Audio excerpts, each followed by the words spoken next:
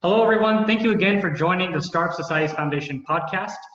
Today, we're joined by a special guest, Rick Tumlinson, and he is a founder of many organizations within the space. He was the founder of Space Frontier Foundation. He's the founder of the Earthlight Foundation, founder of the New Worlds Institute, and the founding partner of Space Fund. Rick, thank you so much for joining the show. Hey, thank you, man. I'm excited to be here. Absolutely. So I guess what makes sense the most is to just an overview of your career and what your mission is and what you've done in the space. The space of space. So I basically my life is dedicated to the concept that the purpose of humanity is to both protect the Earth and expand the life of Earth and human civilization into the solar system / the universe. I've been very lucky to have worked with a lot of great people and great mentors. My original teacher, in a sense, was Dr. Gerard K. O'Neill, who wrote the book, The High Frontier, which is considered the philosophical Bible of everything you see in what we now call the space revolution with Elon Musk and Jeff Bezos and all the commercial space industry activities. I see that level of industry as sort of the machine, the engine of this cultural move out into the frontier. But spent a lot of years trying to make it happen, and was engaged in a lot of activism in Washington to help set the laws and policies that enabled, for example, SpaceX to actually fly, protect their budgets. I was very lucky to have been able to sign up the first private space citizen to fly to the space station. At one point, some friends of mine, associates of mine, and I led a one-year takeover of the Russian Mir space station as the world's first commercial space facility, and things like that. I've just been very privileged to be able to work with what I believe is one of the most important sectors of people on the planet today. Wow, it sounds like you're very pivotal to getting us to this point that, the idea of commercial space travel and the space industry actually seems viable. And you're really focusing on the nitty-gritty of jump-starting that whole industry. But you have much broader aspirations for space involving settlement and also governance, which is something that the listeners of our podcast are very interested in. So could you go into your ideas about what you think about space governance or creating new settlements in space and what they will look like? How will they operate? Well, A, we don't know. But Fair. B, the fact that we don't know is an incredible opportunity for humanity to resume the experimentation in forms of governance and forms of cultural interaction that we have up until recently been engaged in throughout the world. Now, I say up until recently because I do believe we've sometime 100, 150 years ago, we sort of met ourselves coming the other way. And what has been going on since has been, in essence, not the development of any new forms of governance or interaction, but really refinements, offshoots, and restructurings of things that we had experimented with on the way here. The beauty of space is that it is a blank canvas, and on it we can paint any vision of how and who we want to be. So that's an incredible and exciting opportunity if we are able to make it happen. Now, I'll give you one technological premise that I'm going to use as let's call it the conceit of my perspective here, and that is that Elon Musk, or Bezos, but I'll use Elon Musk, is able to, in the next 10 years, develop a rocket ship, it's called Starship, that is able to carry 50 to 100 people at a time into space. And therefore dramatically drop the cost of going to and from the Earth. In other words, it'll be the railroad to space. If that happens, we are then within 10 or 15 years of the beginnings of the establishment of the first human communities beyond the Earth, be they on the lunar surface, or shall we say under the moon for radiation reasons, under Mars for the same reasons, or in communities that are actually in space itself, rotating gravitational facilities, some of which the larger ones are actually called O'Neill cylinders, Dr. O'Neill's honor. If this happens, for the very first time, we're going to be able, for the very first time since humanity evolved from small groups of tribes that were living off the land in the forests or on the, out in the plains or wherever they were, since the very first time that they came together to form agricultural communities, in which case they had to form sets of laws for interacting in these larger and larger and larger and larger communities. For the first time since then, we are going to see human beings have the ability, perhaps not at first, but as we move out into the solar system, they'll have the ability to completely live off the land themselves. And we will start to see the development of independent communities. And those evolutions, we can barely even begin to imagine as to where those will go. But you can ask yourself, what is the next step after democracy? What is the next step? And these kinds of societal developments. And these will be able to be experimented with in the petri dish of the solar system. So it's going to be a very exciting time. Now, of course, in the near term, the kinds of governing bodies, the kind of controls that will be exerted on human activities in space are going to be projections, derivatives of how we do so here on the surface. In other words, corporate governance. There'll be the combined governments of states, agreeing with states in the form of treaties like the United Nations or others that will project their governance models into space. But I'm very excited about the fact that at some point we will be able to see groups of people who will be essentially as independent as those original small family bands and tribes that were 100% living off the lands before the agricultural revolution several tens of thousands of years ago. Except at this point, they'll be aided by technologies such as AI, additive manufacturing, the sunlight and energy that's available 24/7 in space, the resources they can harvest from the moon, Mars, asteroids, whatever, to be able to build and have complete autonomy.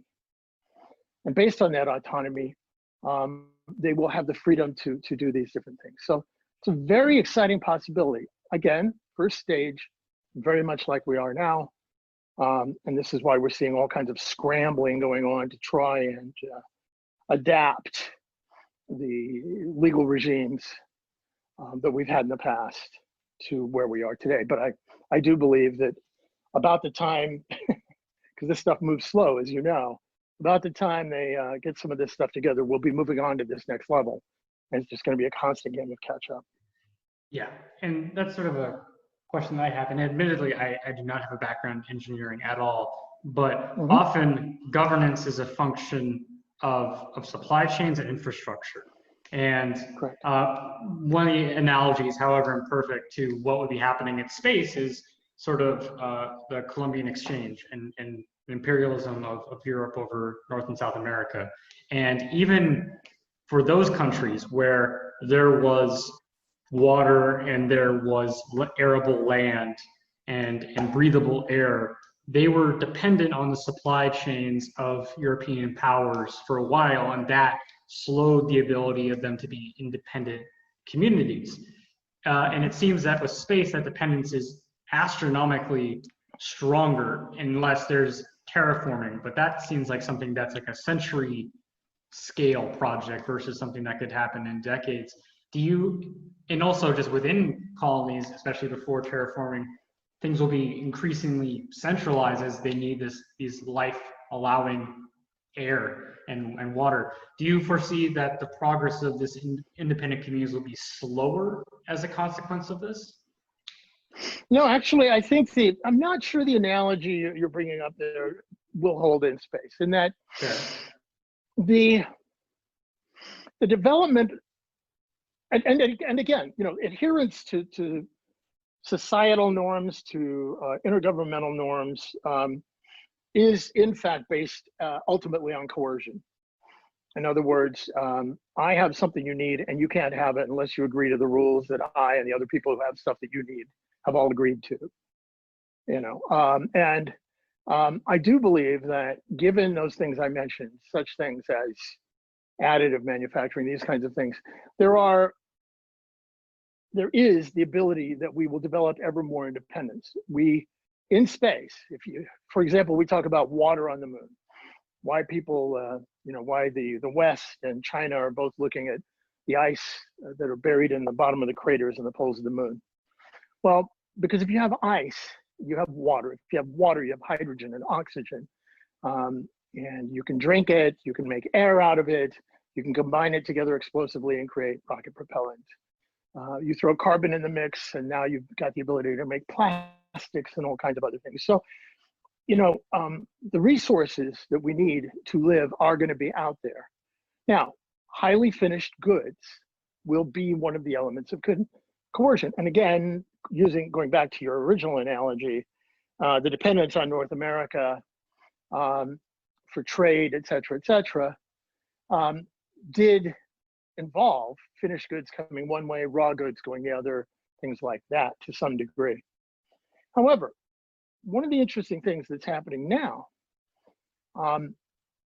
is that we're right on the edge. When you start talking about things, for example, like universal basic income and other sort of non-capitalist seeming methods of financial and cultural interaction between the state and citizens, you're starting to move into a realm where those models, because remember, as Europe came in to the West or to North America, at the time, capitalism was the driving machine. Consumerism, capitalism, things like that. Moving out into the frontier, if you can make anything you want, I'm going to use a bad analogy, but it kind of makes sense.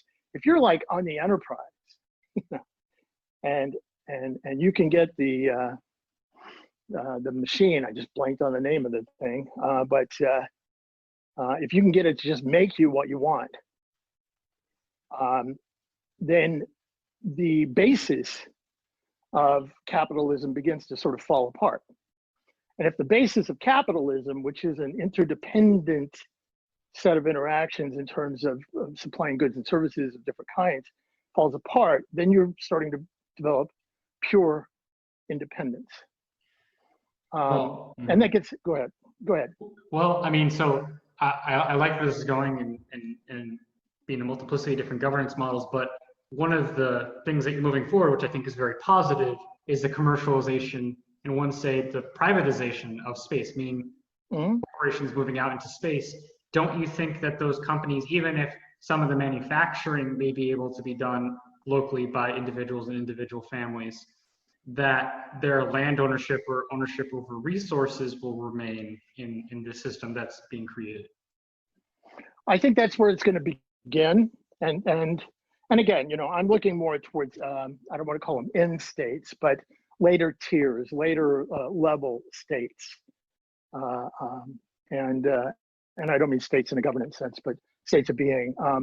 So yes, in the near term, we are going to have to deal with extensions of terrestrial rules in space, and that's fine. That's where we are. And frankly, to develop the infrastructure that will then lead to the ability to be independent, there has to be a lot of investment, a lot of development of those capabilities in space, and that will not happen unless there are sets of shared rules, laws, understandings, policies.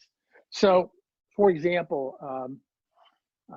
you know, the rights of people in space, those are going to be based on the rights we have down here, the rights of non-interference, which we were able to get several years ago. I was very lucky to have gotten to work with the government of Luxembourg, and we started working with them on some policies regarding the rights of non-interference if we were going to be doing things with, for example, asteroids.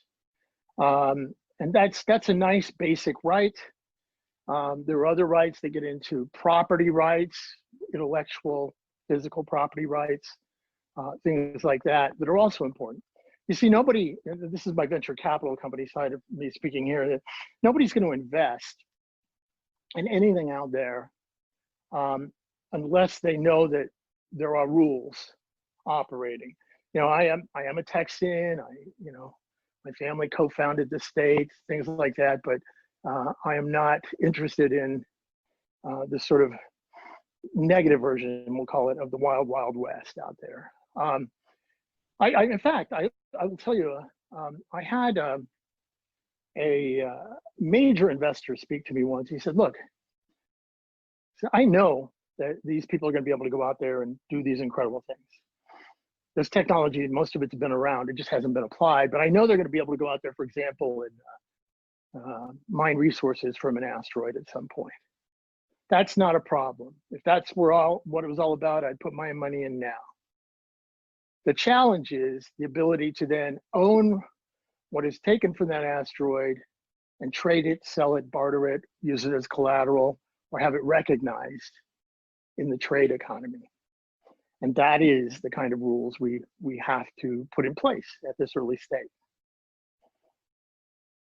So, and this is just kind of a tangent, but I thought it'd be a funny thing to explore with you. I know there's this economics sort of like a, not mind game, mind experiment, thought experiment, where you have an asteroid, a mining operation, and they have like the most amount of gold imaginable, like the entire Earth's amount of gold within a single asteroid, and that's brought into Earth.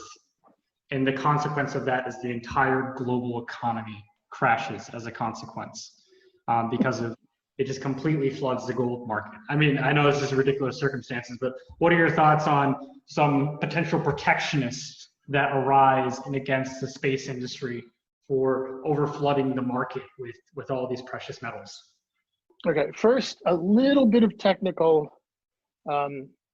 reality has to be injected, and then we can go to the thought experiment. Fair. Okay. The technical reality is, while there's been a lot of marketing and hype about this idea of like platinum, gold, and all of this, the fact is those things are very, very hard, literally, physically hard to deal with in space. And while I know my competitor's company back in the day, Planetary Resources, used to hype titanium and platinum and all these things as their gold. Our gold was water, which is a lot easier to deal with. I don't think water, and by the way, the second point was most of what we were looking at in terms of harvesting resources in space at the time was for use in space, not to bring back to the Earth. Now, having said all of that, let's go back to your experiment, because it is indeed a thought experiment rather than physical reality. So we can think through these things. There are different approaches. Maybe you do the De Beers approach, where you have the gold, but you only put a little of it out at a time. You know, you lock it away in the legendary De Beers vaults, you know, or maybe on the moon, you know, or you have something in space, you know, and you just kind of trickle it out in there.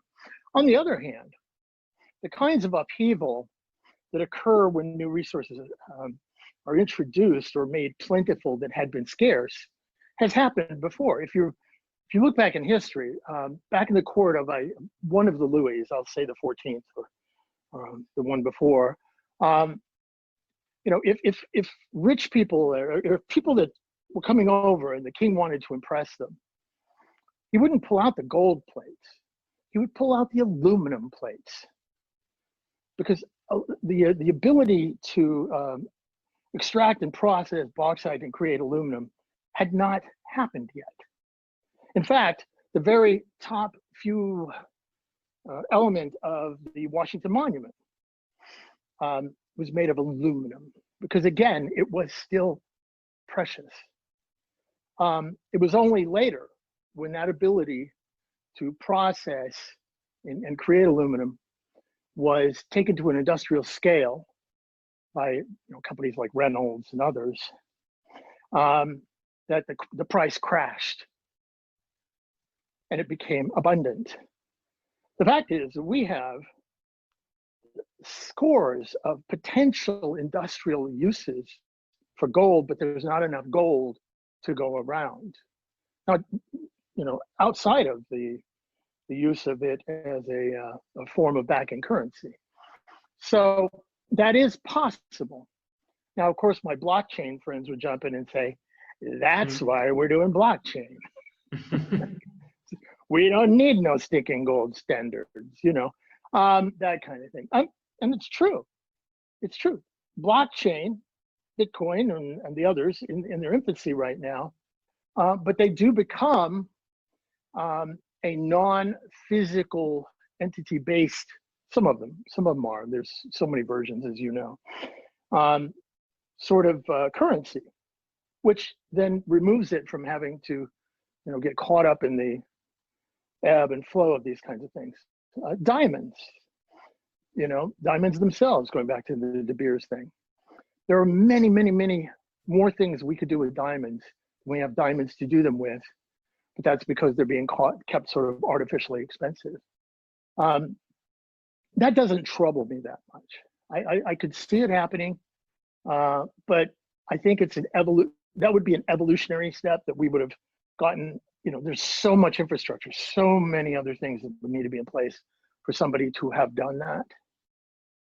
And yes, while we were out there hunting, we were thinking about going out to hunt for ice and this and that and the other. Everybody hoped they were going to come across the diamond or the platinum asteroid, or or find that on the moon or something. It may still happen, but it doesn't worry me that much. And what do you think will be the interaction of existing states in space? Obviously, the goal and probably the likely outcome is that you'll have special zones where private corporations or entities that invested, they get their own space and they get to govern some of the rules, but it'll be based on some sort of nation state back at home. But also there'll be other states up there and they'll be interacting with one another, maybe even militarily. How do you think that interaction will unfold? I mean, obviously you'd be just guesstimating at the very best, but I'd love to hear your thoughts. Yeah, I actually do a tiny, tiny bit of consulting with Space Force, or even before it became Space Force. And part of the reason they called me in is because I have I'm not a specialist. I'm a kind of a jack of all trades in the future. And the thing I was asked to do was help project as to what would happen in 20, 30, 40, 50 years. And we would game out different scenarios. So this is something, that we've played with. And frankly, let's be clear, the military is already up there. It is not, Space Force is not the cause of this, it's a reaction to, in some ways. India, China, Russia, they're already up there. And they're doing all kinds of little things that we don't get to hear about. I'm sure there's probably some graffiti on the side of each nation's satellite that the other nations have done, says, look, I was here, these things are happening. So the military interaction, frankly, the military interaction to me is perhaps the less scary of the reactions, because militaries do have a tendency to work together when in the absence of the politicians. Okay, it's the politicians I worry about, the political leaderships, and those that might try and enforce, their own cultures and such in space. One thing that is hopeful to me, by the way, is if you look back in history, it only takes about 1 or 2 generations of quote unquote colonists, and in this case, I'll actually literally use the word colonists, In other words, groups of people that owe their allegiance and follow the exact laws of a certain state, as opposed to settlers, which could be anybody, but colonists and those who are living in colonies in space, established by nation states. It only takes a couple of generations before those people look back at the state that created them and say, screw you. You don't get us. You don't understand us. You don't understand our problems. You're imposing your taxes on us. You're asking us to do these things to support whatever it is you're doing. You're draining our coffers in the name of you. There's trade imbalances, blah, blah, blah, blah, blah. And they break away. This goes all the way back to some of the Greek colonies in the Mediterranean, let alone the American Revolution and others. So as far as who gets out there first and establishes them, yeah, there'll be near-term consequences in terms of the global strategic equations, but long-term, I actually have faith that we'll see the rise of, a new kinds of entities as people break away and do their own thing. It's also interesting that, for example, I'm just kind of rolling here, so forgive me, but for example, we're going to have to be looking at corporate control in the sense of, well, for example, if you look at everything that Elon Musk does with SpaceX, it is a vertically integrated corporation. Everything that SpaceX essentially does, builds, designs, flies, is owned by SpaceX. There's very little reason to then expect that what SpaceX is going to do in the long term is going to establish, enable the establishment of settlements on Mars for everybody. They might, but it's quite possible they decide to vertically integrate that too. So the first settlements on Mars that are enabled by SpaceX rocket ships are going to be SpaceX settlements. And in fact, I wouldn't be surprised if the first people to sign up or haven't already begun to sign up in a sense, and they're SpaceX employees. Probably a couple of wealthy shareholders thrown in for good measure. Same thing with Bezos and Amazon. These are not the most democratic institutions in the world. Could happen. Now, luckily, I think the operating norms of both of these companies that I'm using examples are not, it's going to get me in trouble here, but not too treacherous. They are, but let me back up there. I can also say though, for sure with Jeff Bezos at least, that he is a true believer in Dr. O'Neill's philosophies, which were democracy, free enterprise, human rights, and things like that. So we're going to see a lot of different models occurring. Right now, what's happening is everybody's trying to adapt laws and treaties that were basically established during the Cold War. And that's our biggest challenge right now. And it seems like there's also some changes to those frameworks. I know that China, I don't know, a couple months ago, they said something about extending their exclusive economic zone, which isn't a special economic zone, it's an area of control within a nation state, out to space. Does that have any practical implications, and how and why would they do that? Yeah, it has huge, I won't try and do Trump's voice, but huge implications. And here's what they are. I mentioned a few minutes ago the fact that there are massive ice deposits at the bottom of the craters at the poles of the moon. And that's because there's very little wobble, and the sunlight has never hit the bottom of those craters basically since the moon was formed. So these massive ice deposits are incredibly important. Again, I mentioned how important water is in space. So those are the gold mines, potential gold mines of the moon. The rest of the moon is essentially drier than the driest concrete you ever saw. In fact, concrete looks damp compared to how dry the lunar surface is overall. So everybody's going to want that water. And because there are only a few craters at the north and south pole of the moon that are deep enough to have their bottoms not having been hit by sunlight, there's only a few places where you're going to find the larger deposits of that water, at least in our first reckoning. Well, what does that mean? That means that whoever controls that water, the north and south poles of the moon, pretty well owns the moon. So let's think about China. What I could see happening with China, let me back up for a second. As you know, there is a lot of discussion about property rights and common heritage of mankind or humanity. I'll update it. Types of discussions where it's all owned by everybody and nobody can own anything and all of that, which I fundamentally disagree with in certain ways. But let's say that's playing out on the moon, as it will, I'm sure, in the early days. So nobody can go up there and sort of claim it. And so China can't go up and just claim this crater, you know, because then the rest of the world would really get pissed off. And then China's got even more problems. But what they could do is what I call a combination of Western Pacific island building and Japanese quote unquote research whaling. What they could do is China could go and put landers on the limbs of the edges of these craters. And then by virtue of standard, well-accepted norms, for example, in the oceans of